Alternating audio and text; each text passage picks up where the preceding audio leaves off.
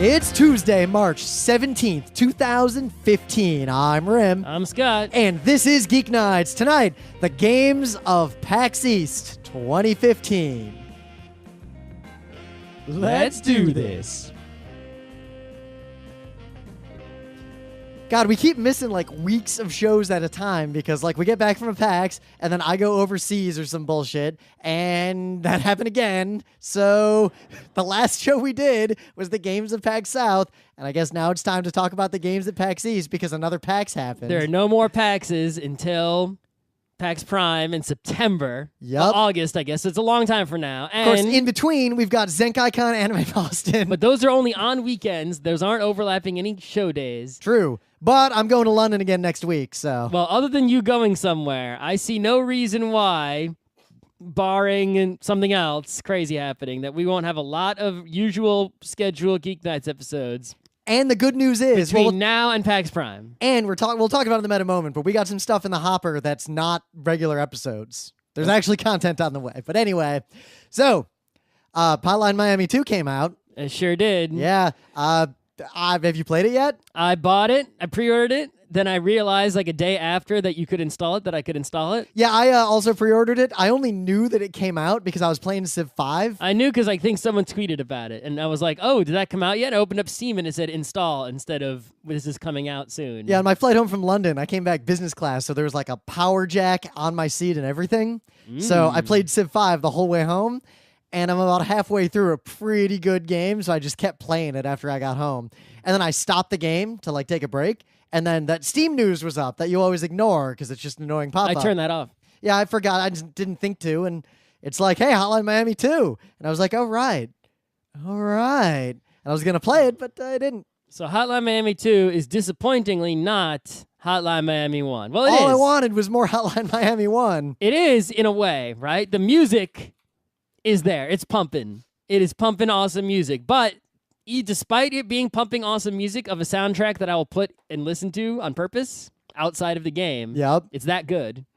There is no individual song that stands out as so amazing like Hydrogen. I was about to say, there's no Hydrogen. Yeah, that song is not in there. So, man, I work out to that song. Yeah, it's a good song. Anyway, so that's number one. Number two, the visual style of the game has been upgraded and is amazing times a billion. It's like 80s neon. I mean, it's the same as it was before, right? Yeah, but I knew that. It's the same generic, aesthetic. I did play it at a PAX. It's so much more polished and cranked the fuck up. Yeah, like I saw it at a PAX. I want to watch this, so I want to look at it all the time. It's so good looking. Right, even though it's still pixely. But there's a big butt hanging over this. So the butt of Damocles is that the actual game, right, is mechanically mostly the same, right? I mean, you're still top down, walk around, hit things, knock a guy out, right?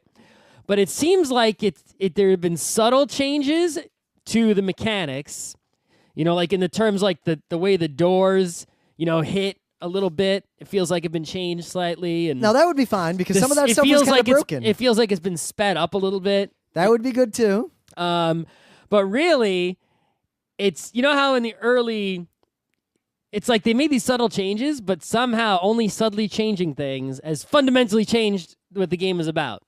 Hotline Miami 1 is about puzzle solving. Like, okay, I can take all these guys out, but what order do I do it in? Yep, do I have I'd be to like, do... door, shoot, back. Like I'd have this like right, okay, there's a room pattern with 3 guys in it. I can see that one guy is walking around in a circle, so I got to open the door when he's next to the door. He has a baseball bat. I can immediately grab that and throw it at the guy with the gun before he shoots me. The other guy's a melee guy, so he's going to rush at me. I can just punch him out. Then I can run over and get the gun and kill everyone, and that's how I'm going to take this. And it's about, once you figure it out, pretty easy to execute in Hotline Miami 1. It's all about rhythm, beats, and of course, the game did randomize a little bit, so you couldn't have like 100% strategy, but that was like, it was good. It was like strategy plus like tactical deviation when things don't go the way you plan. Later on, in the later levels of Hotline Miami 1, shit was balls hard, right? Where it's like, you'd feel like, oh, that hurt really bad, or, oh, man, this is so frustrating. I can't do this, even though I figured it out, right? Yeah, there were 1 or 2 where I'd wait until, like, a rando had a knife, and then I could do it, and I couldn't really unless I got that knife. Yep. So, Hotline Miami 2 is pretty much, instead of like having the same sort of, curve from, easy to hard, it just pretty much picks off where Hotline Miami 1 left off in terms of hard. It's just like... That I like. It's not good for the game or gamers as a whole, but it's good for me. It's like the problem when I play a new Advance Wars and the whole first half of the game is completely stupid. That is true. See also Metroidvanias. Sort of. Yeah. But the other problem is that it's just sort of unfairly hard, right? Yeah, I saw like Mitchie D tweeted something to the effect of most of his deaths were off-screen gunshots. Yes, most of my deaths are off-screen gunshots. For example, it's like there's a spot where it's like, okay, you can press shift and move the mouse around to see farther, but there's a limit to how far you can see. So I can see like, okay, I'm going into a hallway. There's a guy patrolling. He comes near the door. I just have to open the door when he's near it. The hallway is otherwise empty. At the other end of the hallway, I can see that there's a window. Right? But I can't see farther than the window. So there's nothing I can really do about that. So I wait for the guy to come. I push the door down. I grab the guy's weapon. And then I try to go and seek cover.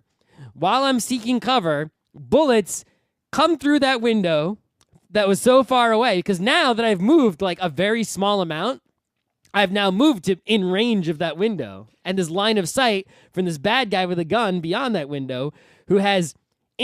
basically all the bad guys are crazy fast and have perfect aimbots. See, now, at least in 1, like, there were a small number of places that were like that, but that was like a turret in Portal 2. Like, that was just like, this you is bump like into the it once. beginning of the goddamn game. So far, every level has at least 1 or 2 bullshit spots where you sort of just get killed by guys that are off screen that you couldn't know about, and you can either go ridiculously slowly and still fail occasionally, or just go for it until eventually you manage to not get killed by some bullshit. This is actually kind of disappointing because it's much like how like Bionic Commando Rearmed was amazing, and then they made a sequel that just like it had that little jump hop and like they changed a few little mechanics, and the game just wasn't spiritually true to the thing I actually liked. See, also every WarioWare before or after the GameCube one. So, I mean, it's not an awful game. It's still Hotline Miami, right? I'll still play it. It's just not as good as Hotline Miami 1. It's not going to like, the thing is, if it had been as good, it would have like turned this into like an epic series of like, oh my God, where's Hotline Miami 3? Let's go, right? This shit is for reals. It's not going to stop. Maybe they hit their sophomore slump. Right. Like it would have been, a new, whole category, right? Like Zelda or Mario as a category. Well, I mean, look at the longevity. Of course, it kind of petered out and stopped of the Castlevania, Metroidvania games. Like, they died now. Like, they don't really come out anymore, but... they're not dead, though. Everyone wants them, just no one fucking makes them. So, yeah, but they're dead. See, also, all the kinds of games we like. But, make Symphony of the Day or some shit, or... But those games are all pretty much identical. Super Ridley, I don't know. Yeah, and yet I like the shit out of every one of them. So... I feel like unless you are like one of those like auteur game designers and you have like this brilliant vision of like how to push a game in a different direction or in a new direction, don't make a Zelda 2, just make Mario 3. Yes. Yes. Yes. So wait, what I said was don't make an okay game, make literally one of the greatest games ever made in the history of gaming. Yes. Just do that and you'll be fine. Yeah, that's the thing is they made a sequel, right? And when you make a sequel to say Super Mario Brothers, your sequel is supposed to be Mario 3. Right, so the Hotline Miami 2 should have been the Hotline to Mario 3 to Mario 1, or it could have been the Mario 2 Doki Doki Panic style, because that, or, the Zelda everyone 2, would have just been like, wow, this is nothing like, Yes, and everyone was like, wow, in the U.S., Mario, quote-unquote, 2 is nothing like Mario 1, and yet it still was a super popular game. It wasn't Mario 3. Well, Mario 3 didn't come out yet. Yeah, okay. Yeah. They both are in the canon of Mario, and they're both great games. Yeah, Doki Doki Panic is not a great It's a great game. Anyway. Play it again. Don't play the shitty remakes that turned it into baby mode. How about that wart? Take you 4 minutes? 4 minutes to beat wart? Why are there 4 minutes left? I've been watching more of Retsu Praise. They're pretty good. They're okay, right. guys. Well. So the game that I played that's new. If you're gonna play Hotline Miami 2 and you if you already played Hotline Miami 1 and beat it and you're good and you're into you want to play Hotline Miami 2 because you haven't had enough, Wait for the price to go down because I think I paid like $15. Probably it's gonna be $5 during a Steam sale. It sounds like if you haven't played Hotline Miami 1, what the fuck? Just go play that. How come you didn't get that in the Steam sale? I mean, you might say, but Rim and Scott. That game is still amazing. But Rim and Scott, that game is uncomfortably violent, and the answer is yes, it is really uncomfortably violent. The new one, actually, when you first load it up, it says the sexual violence. Do you want those scenes to not appear? Yes, no. You know, that's a good thing that they did, I think, because there are people who otherwise couldn't play the game or would play the game and then have a bad time. So it's a lot like XCard. Like, I wish more games did things like that. Yeah, it's not like we're going to remove this stuff entirely from the game. It's like... It's Yo Dog, like... It's not like a movie where you can't choose. Everyone has to watch the same movie.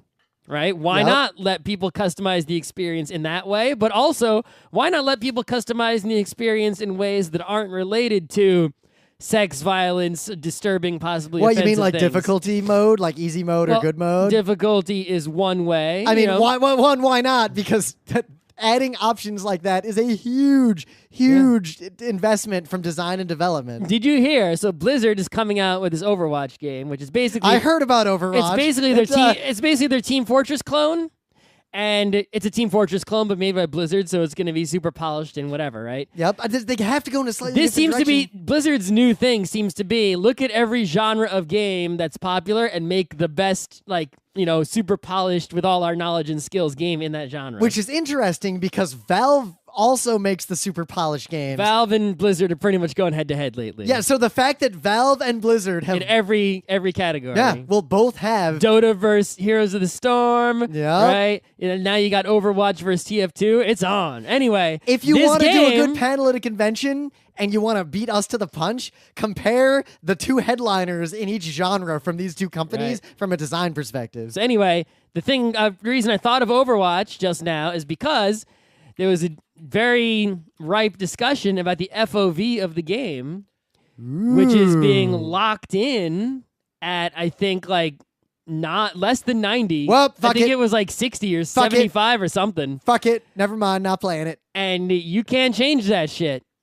I mean, come on. 120, guys. We have wide monitors these days. But they, when they talked about why they decided to set it at that spot because Well, Hitler can talk a lot about why he did what he did too. They don't want people to have a competitive advantage. Because they're better.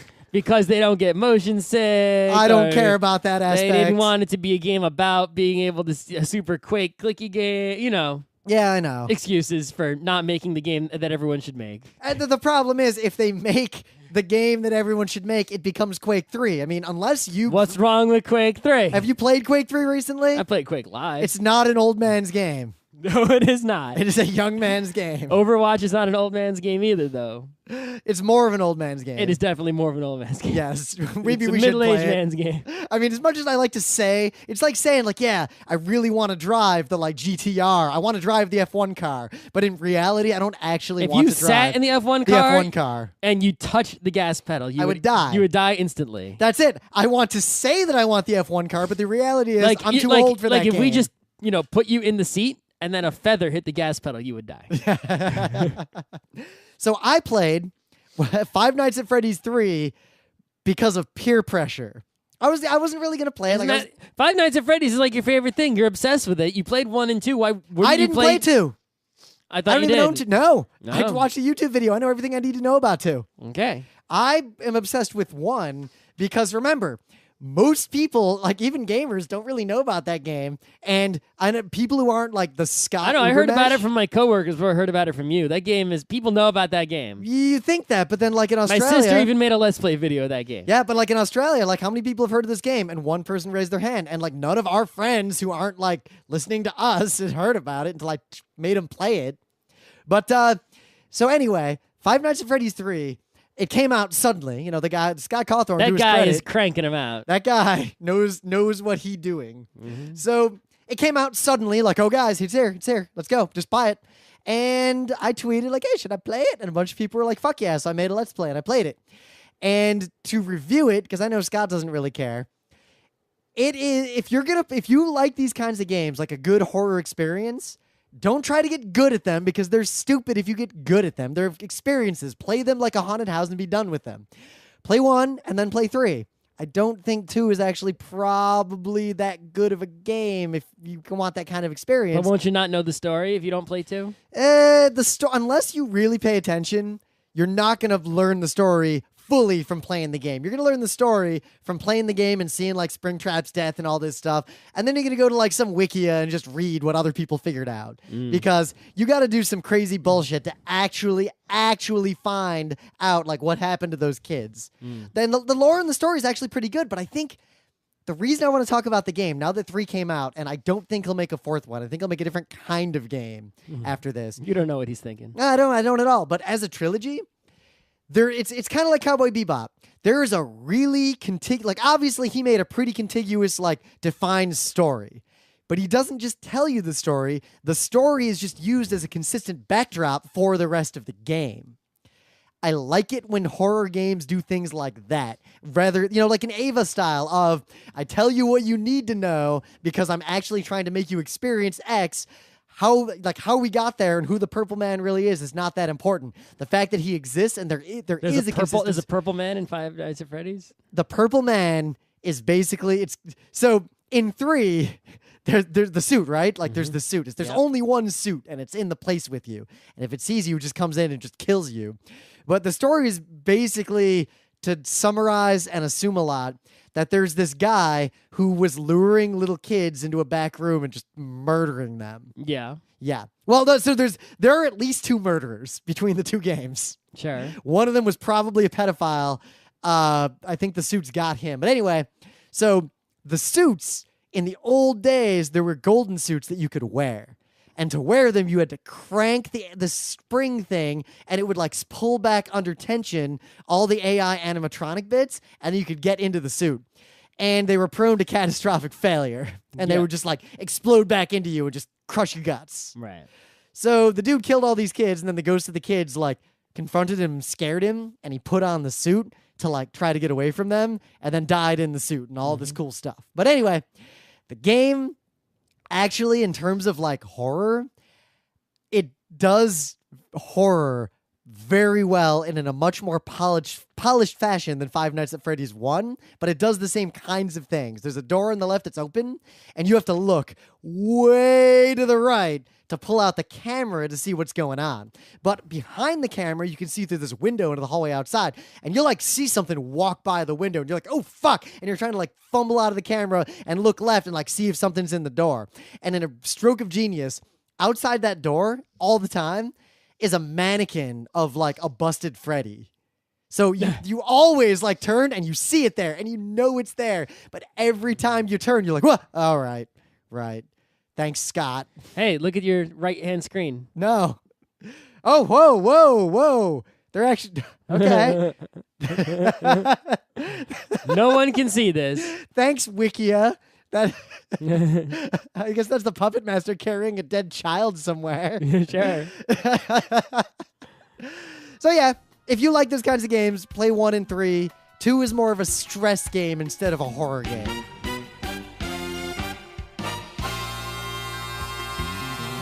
But anyway, things of the day. I have a thing of the day that I practically guarantee none of you have seen unless you subscribe to my like stream on YouTube, because I just liked this video like a couple hours ago. So basically, this dude, Furious Paul, who only has like 100 subscribers, this video has less than 1,000 views, doesn't seem like super well known yet. He seems to be one of those like play games quickly, be good at games guys, and he demonstrates an amazing glitch in Castlevania 2, the likes of which I have never seen before. Basically, you can get into a crazy glitched out area that is fully navigable, and it is possible to traverse from that, which is an expansive giant area, back into the game. So it's similar to the Metroid 1 glitches of where you get in the door and then jump up the side of the wall. It is, except there's way more traversable stuff in there for some reason. All right. And at one point, he falls into what looks like an infinite loop, and he's like, all right. And he's like, I'm going to see if this goes anywhere. And he gets up and like goes to the bathroom. Dracula. And no, it just keeps falling and falling and falling and falling and falling and falling and falling and falling, and bam, lands on a platform. And then he just keeps going. Okay. This was pretty cool. and I'm gonna see what this guy's up to because I kind of like his Let's Play style. So I just learned about this dude. His name is Takanoyama. Takanoyama. He's a Czechoslovakian dude, but he was a sumo wrestler, and that's Oh. why his sumo name was Takanoyama. I don't know what his real name was. It was something else.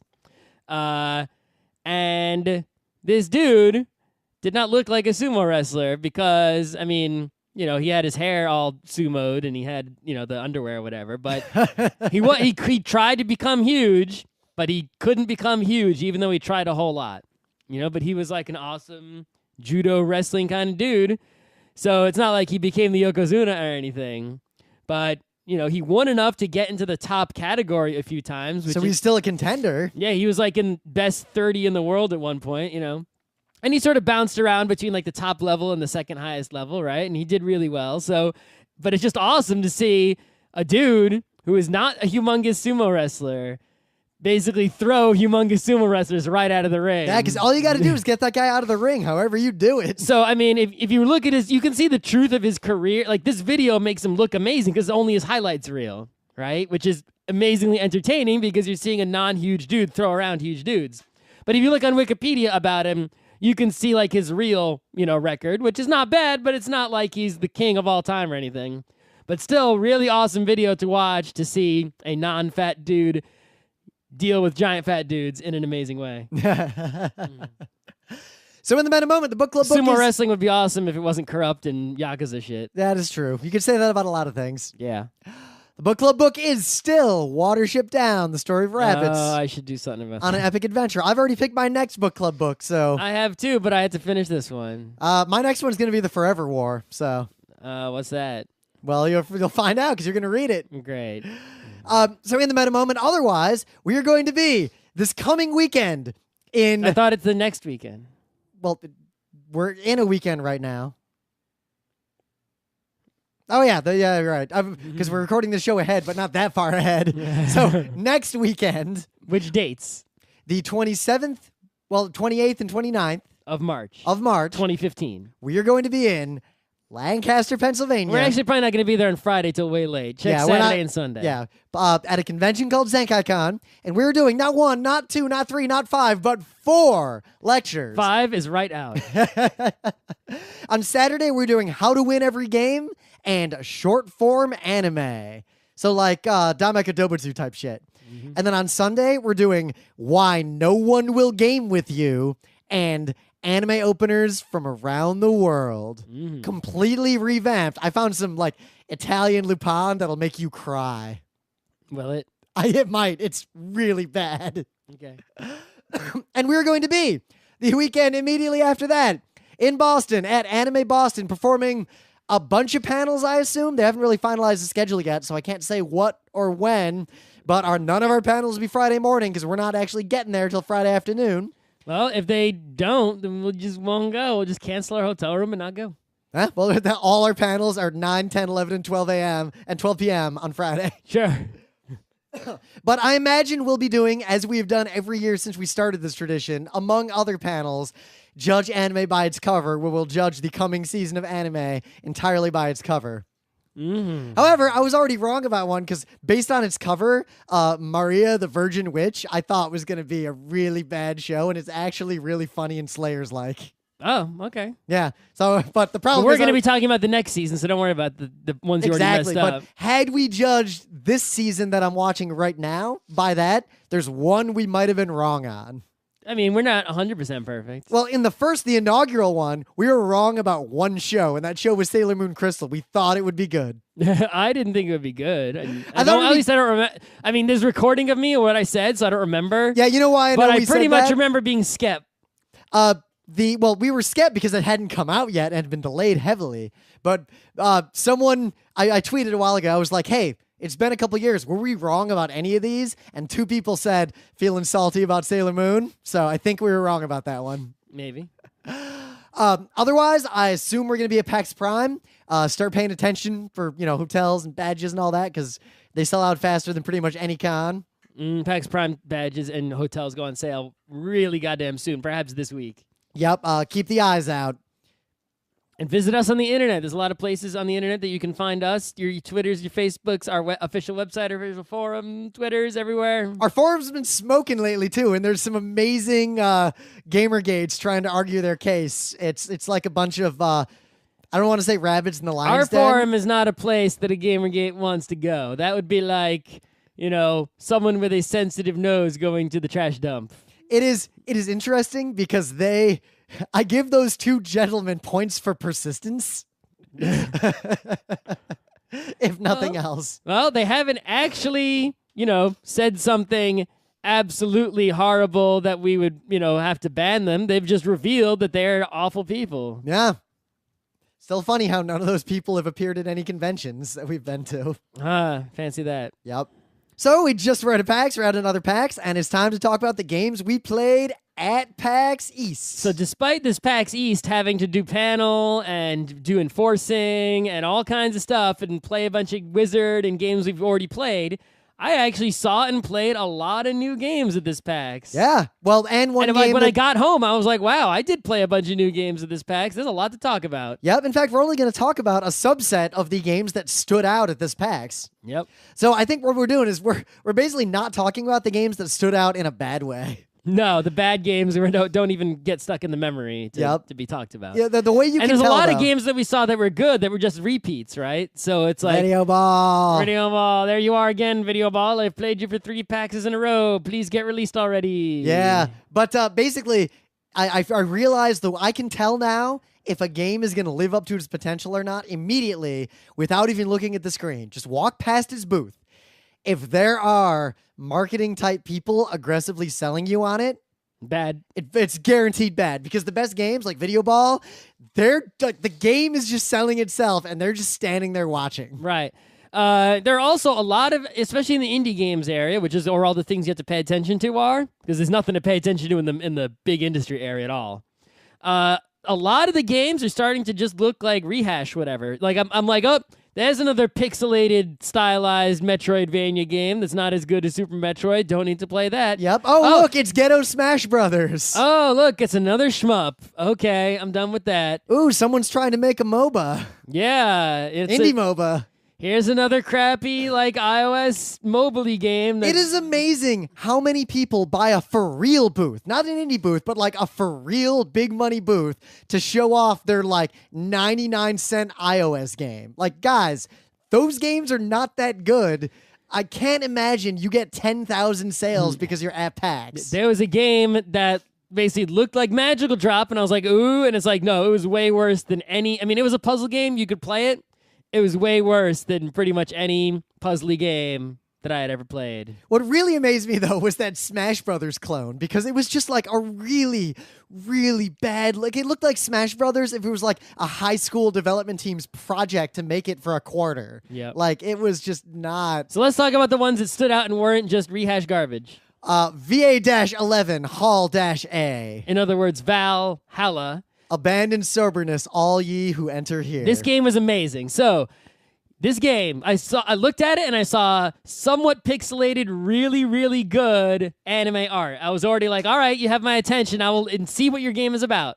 Then I saw that it was all cyberpunk styling anime arts. And I'm like, anime characters in cyberpunk world, I'm already going to now read every line of text that you have written anywhere in your booth and talk to you peoples, right?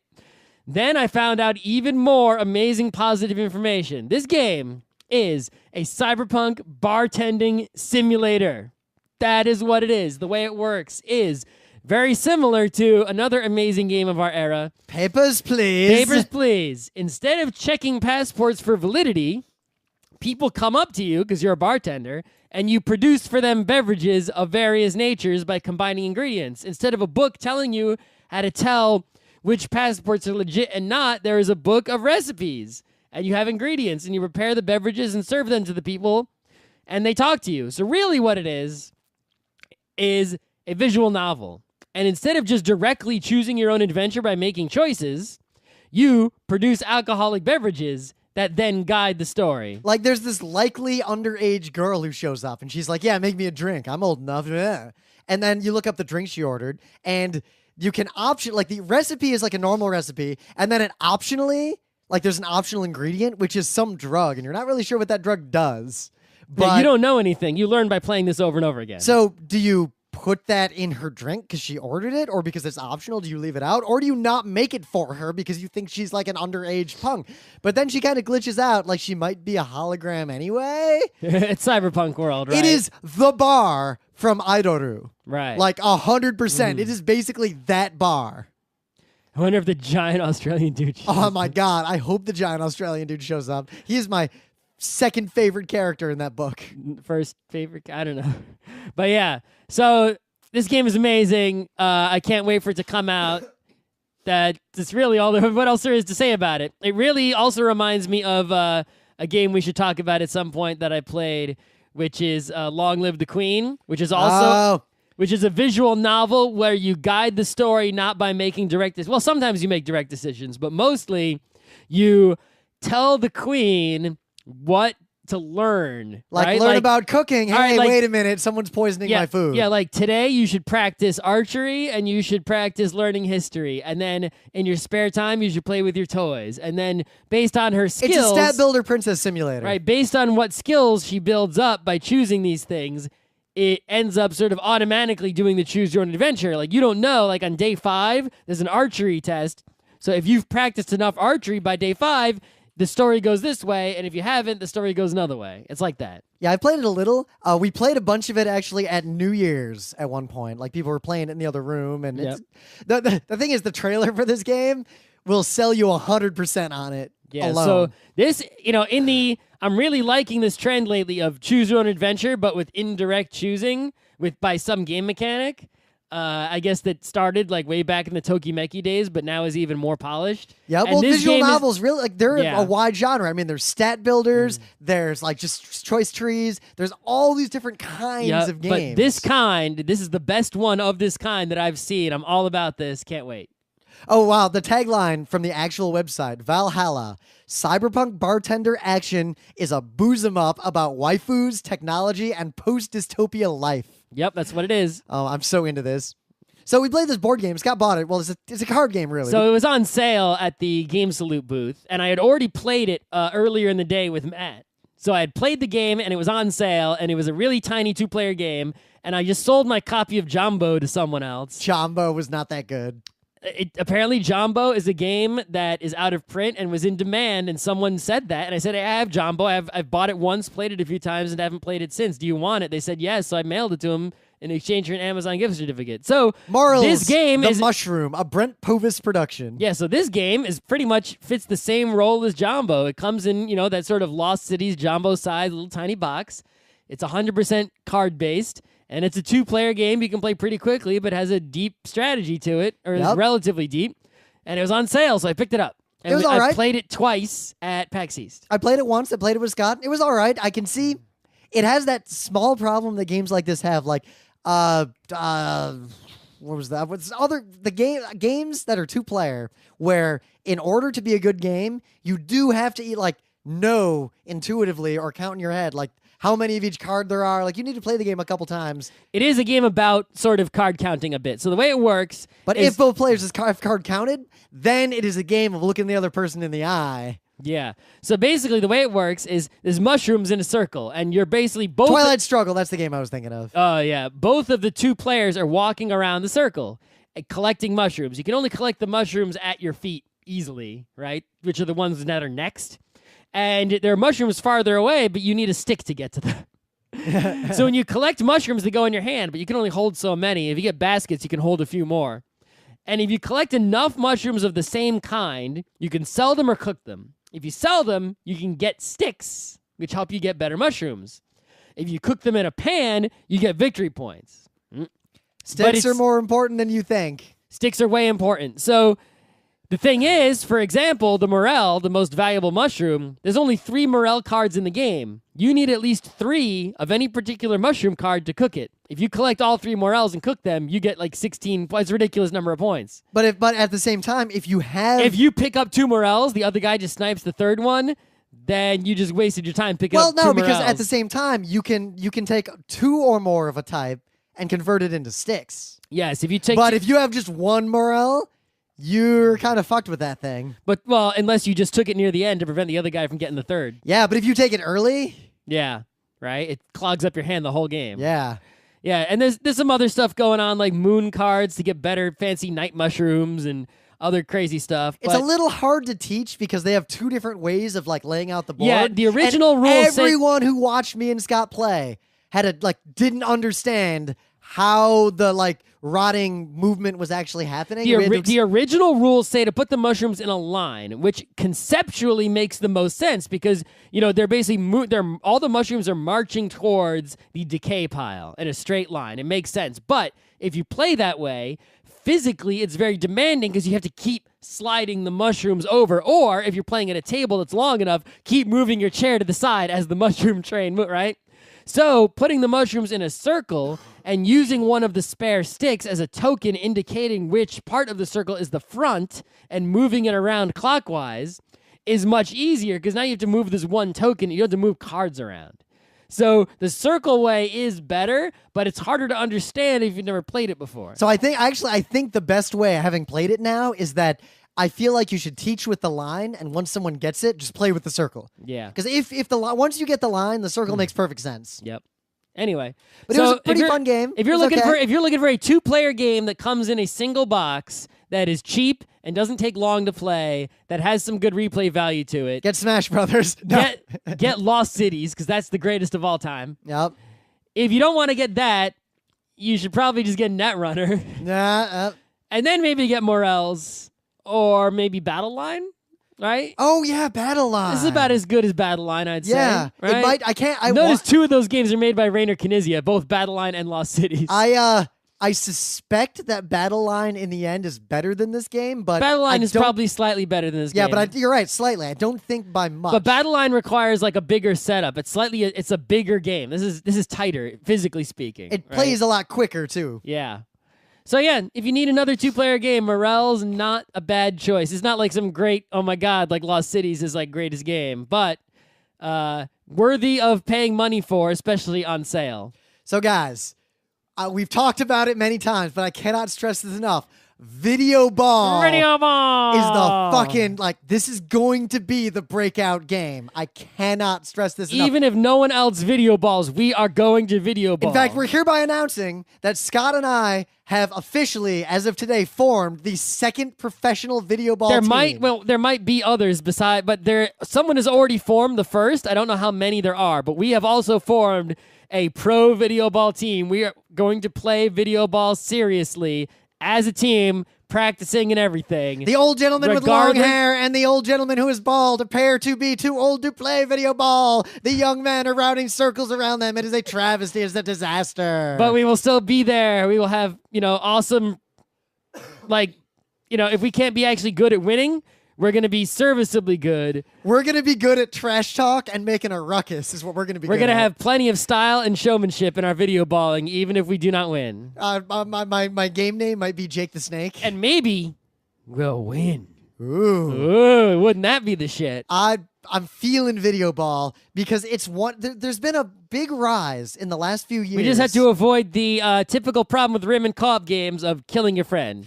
You mean the typical problem of we're doing fine in River City Ransom and Scott just keeps walking in front of me when I'm swinging a lead pipe Yes, around. you walked into my constantly punching fist. Well, that's like what a 3-year-old's are. Right, but I think video ball... I point out that when you and Adam played, you had similar troubles. When me and Adam played... No trouble. Video ball is going to replace Mario Tennis. Mario Tennis is already dead. It's replacing the space formerly occupied by Mario Tennis. I mean, and you know what? We were saying that for a while, but now that we have spoken at length with some of the team behind Video Ball, they know their shit. Video Ball developer know what they doing. They know as much about games as we do, perhaps even more. You know what? They know as much about games broadly as we do, except in the narrow area of 2-player direct competition video games that are simple. They have untold depth. Like, usually when I go talk to someone at a PAX booth, a game developer or whatever, like, I'm picking apart the things that they are saying. When I went to hear what the video ball guy had to say, I learned. Oh, my God. When he when he told us a secret. We were schooled not that we were schooled like we were burned or anything, but we went to his school and reverently studied his ways. I now know a magic number that I won't share with you because it's his duty if he wants to share it or not. But there's a timing between when one thing happens in this game and another thing. And that timing is down to the sub-millisecond, the same timing as something that happens in another game. And that is a magic number for how long you should wait. The fact that he would even say that is a thing that is in the game proves to me how much they know what they're doing. Yeah. Oh my God. These guys. They've even gone so far, for example, as to purposefully leave space around the playfield so that you can live stream Video Ball and still put your shit up on the screen in those spaces. That is how far that they have thought about the design of this game. When we asked them, hey, so when we have a professional team, where can we put our logo? And he was like, actually, you put it right there. That's the place for the logos of the teams. Like it was, this game. Video Ball. It would be the best PAX Omegathon. It's the best hanging out. It replaces Nidhogg as well. Nidhogg could have been this. Yes. Except Nidhogg development stopped and the game is 100% dead.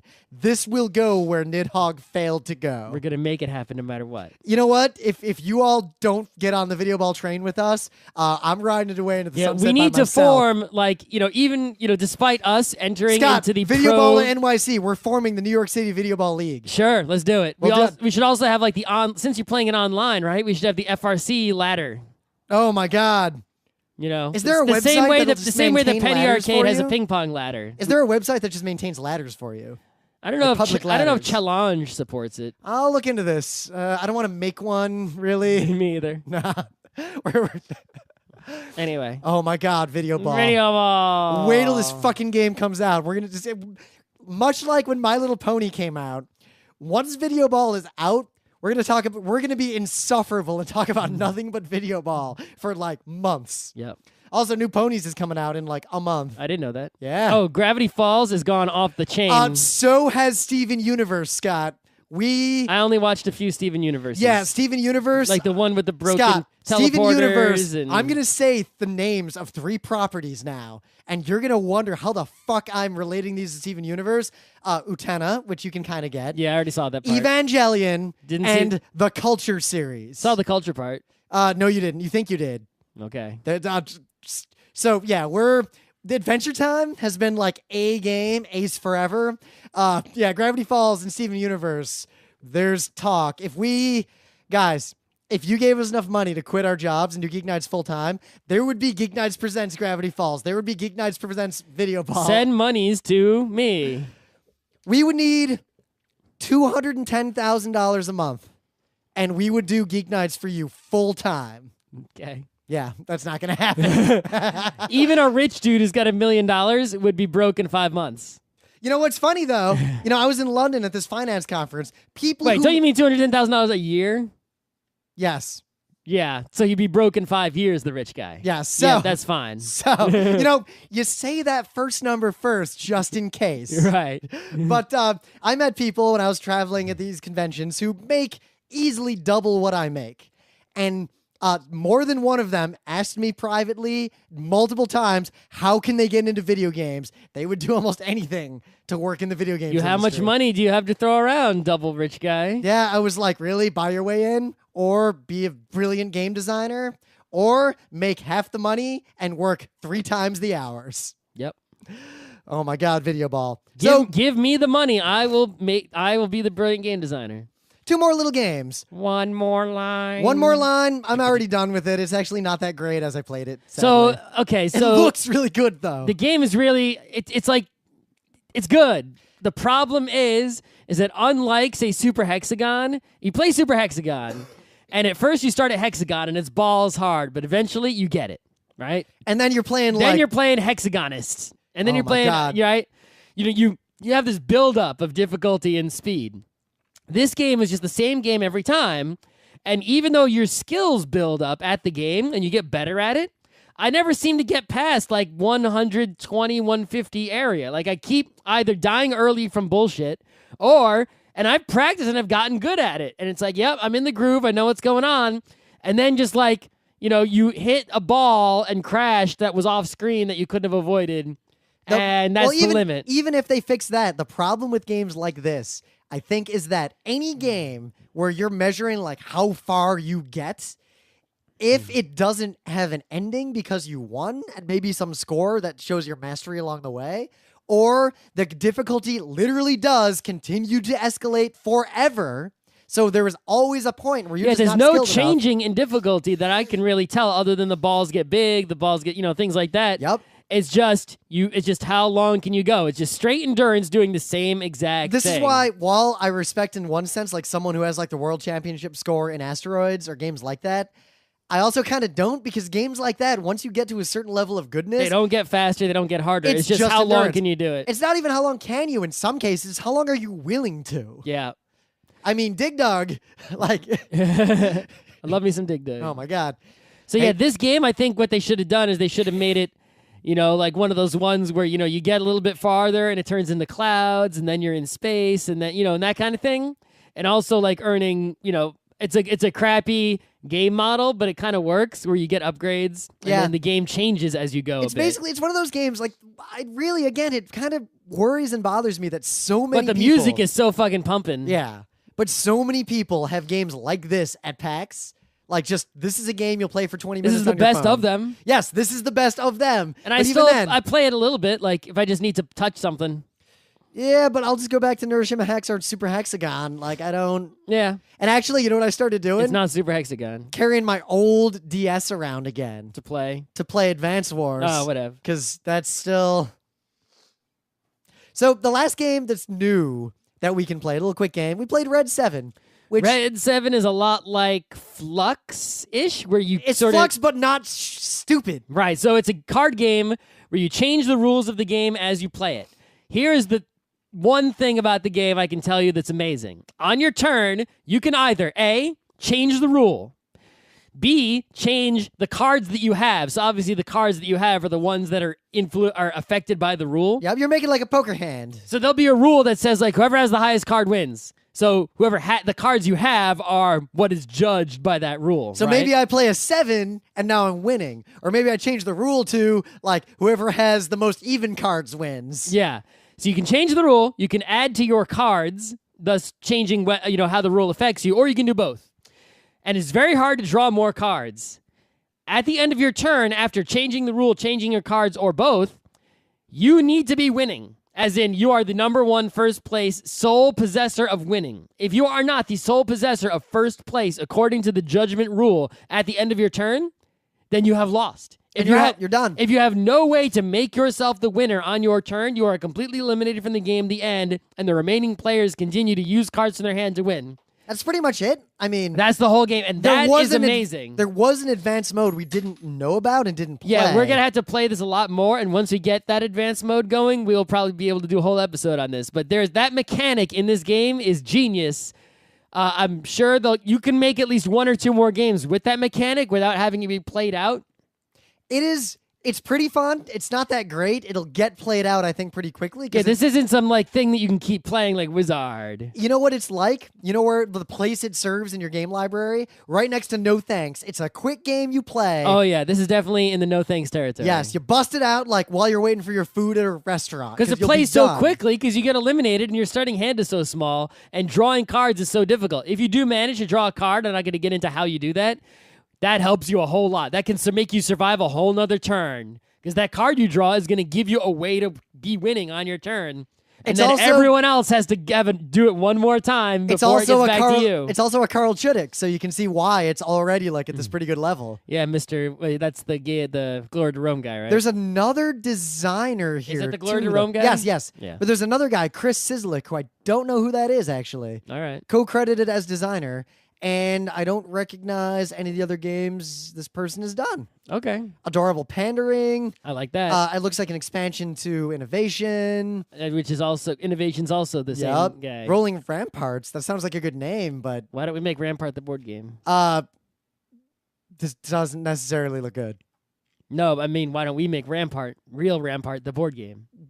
You know what should have been that? Castellan. No! So yeah, we played a ton of games at PAX East. Even though the games we played like with our friends were mostly Netrunner, Hans the Teutonica, Wizard. Wizard. I played 2 Hans Teutonicas, 2 Wizards, 2 or 3 Netrunners. There's a lot of going on there. Yeah. I played some video balls. Oh my God. I just wanted to go play video ball. We gotta get those guys. You know where video ball just needs to be? Everywhere. You know that couch at MagFest? Yeah. It's just got to be there 24/7. Yeah. Oh my gosh. Yeah, we talked to these guys at length, and we'll have some video as soon as I have like a month-long backlog of video to edit for you guys, and I apologize for that, but I'm going to put to the top of the queue the discussion we had with some of the video ball people at PAX, because that was, you're getting some schooling.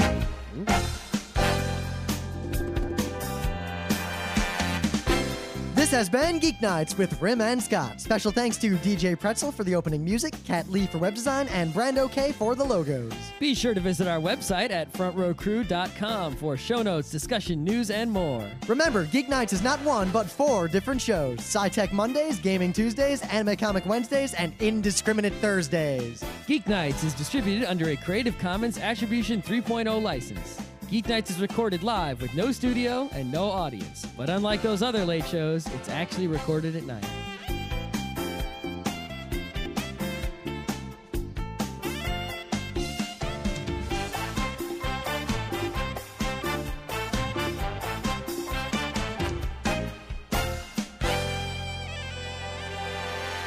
Miami 1 left off in terms of hard. It's Now, just like... that I like. It's not good for the game or gamers as a whole, but it's good for me. It's like the problem when I play a new Advance Wars and the whole first half of the game is completely stupid. That is true. See also Metroidvanias. Sort of. Yeah. But the other problem is that it's just sort of unfairly hard. Right? Yeah, I saw like Mitchie D tweeted something to the effect of most of his deaths were off-screen gunshots. Yes, most of my deaths are off-screen gunshots. For example, it's like there's a spot where it's like, okay, you can press shift and move the mouse around to see farther, but there's a limit to how far you can see. So I can see like, okay, I'm going into a hallway. There's a guy patrolling. He comes near the door. I just have to open the door when he's near it. The hallway is otherwise empty. At the other end of the hallway, I can see that there's a window. Right? But I can't see farther than the window. So there's nothing I can really do about that. So I wait for the guy to come. I push the door down. I grab the guy's weapon. And then I try to go and seek cover. While I'm seeking cover, bullets come through that window that was so far away. Because now that I've moved like a very small amount, I've now moved to in range of that window. And this line of sight from this bad guy with a gun beyond that window who has...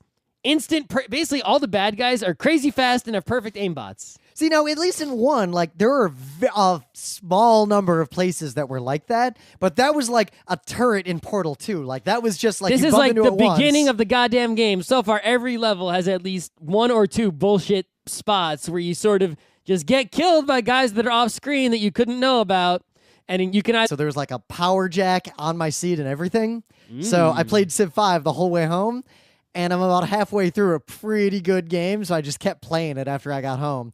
And then I stopped the game to like take a break, and then that Steam news was up that you always ignore because it's just an annoying pop-up. I turned that off. Yeah, I forgot. I just didn't think to, and it's like, hey, Hotline Miami 2. And I was like, all right.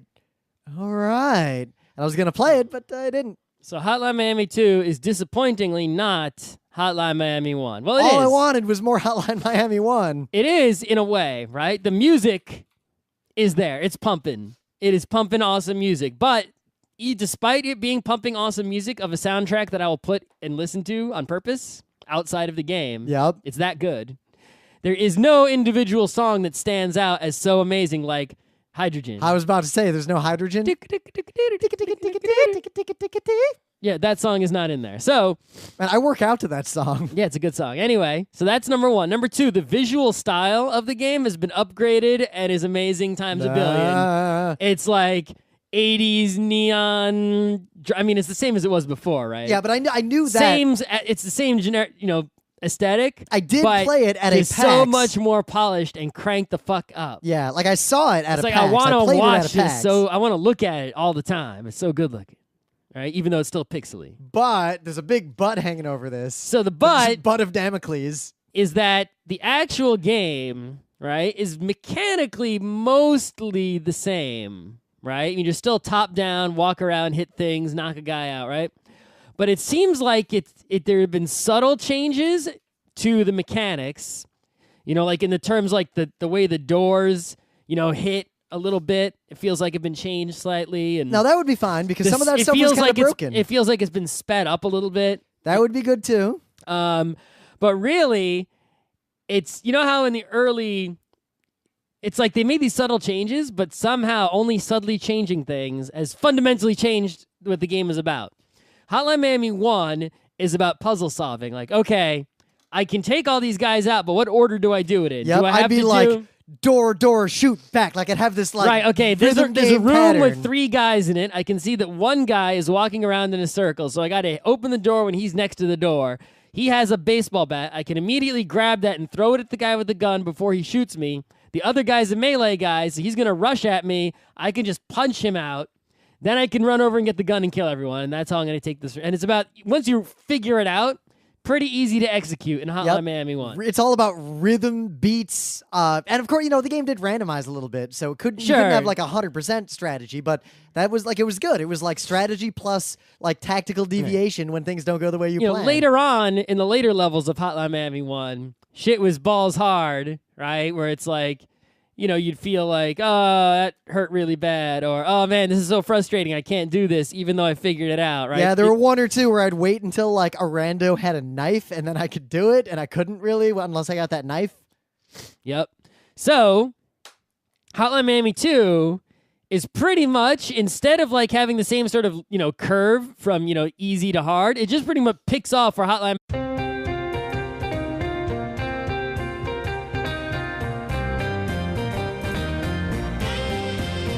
It's Tuesday, March 17th, 2015. I'm Rim. I'm Scott. And this is Geeknights. Tonight, the games of PAX East 2015. Let's do this.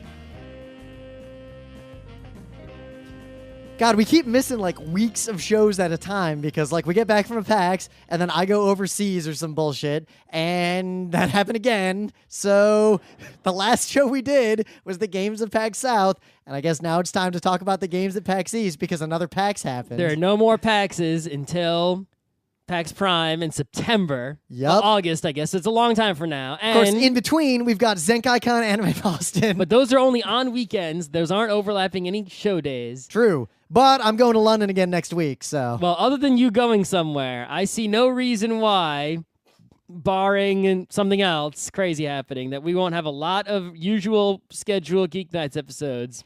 And the good news is... between now and PAX Prime. And we'll talk about it in the meta moment, but we got some stuff in the hopper that's not regular episodes. There's actually content on the way. But anyway, so, Hotline Miami 2 came out. It sure did. Yeah. Have you played it yet? I bought it. I pre-ordered it. Then I realized like a day after that you could install it, that I could install it. Yeah, I also pre-ordered it. I only knew that it came out because I was playing Civ 5. I knew because I think someone tweeted about it. And I was like, oh, did that come out yet? I opened up Steam and it said install instead of this is coming out soon. Yeah, on my flight home from London, I came back business class. They go ridiculously slowly and still fail occasionally.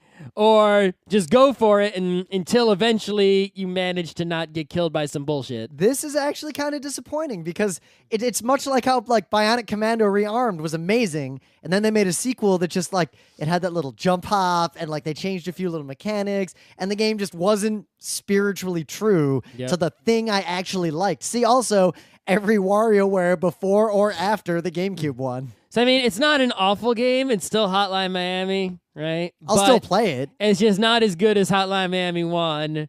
It's not gonna like, if it had been as good, it would have like turned this into like an epic series of like, oh my God, where's Hotline Miami 3? Let's go, right? This shit is for reals. It's not gonna stop. Maybe they hit their sophomore slump. Right, like it would have been, a new, whole category, right? Like Zelda or Mario as a category. Well, I mean, look at the longevity. Of course, it kind of petered out and stopped of the Castlevania, Metroidvania games. Like, they died now. Like, they don't really come out anymore, but...